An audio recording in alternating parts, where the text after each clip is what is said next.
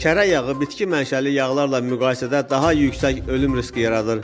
Bu barədə Euronews telekanalı alimlərin yeni araşdırmasına istinadən məlumat yayıb.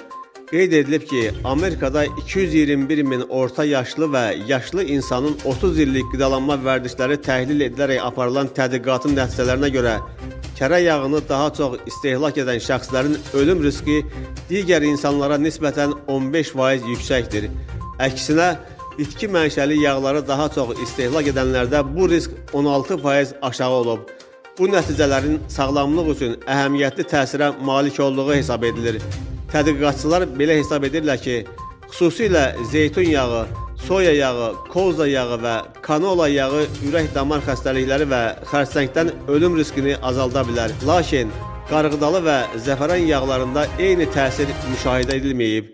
Mütəxəssislər qeyd edirlər ki, zeytun və koza yağı kimi doymamış yağlarla zəngin bitki yağları sağlamlıq üçün faydalı olsa da, doymuş yağlarla zəngin olan kərə yağı, palma yağı və kakos yağı ürək-damar xəstəlikləri riskini artıra bilər.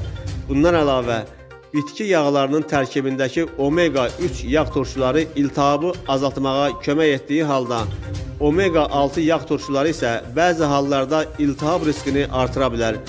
Araşdırmada bəzi məhdudiyyətlər də mövcuddur. Çünki iştirakçıların əksəriyyəti tibb işçiləri olub və ümumi əhalini tam təmsil edə bilməzlər. Bundan əlavə, kərə yağı istehlak edənlər arasında piylənmə və siqaret çəkmə hallarının daha çox olması nəticələrə təsir edə bilər. London Kral Kollecinin professoru Tom Sanders bu araşdırmanın bitki yağları ilə bağlı yayılan yanlış məlumatlara qarşı elmi sübutlar təqdim etdiyini bildirib. Ümumilikdə nəticələr kərə yağı əvəzinə doymamış bitki yağlarının daha sağlam seçim olduğunu göstərir.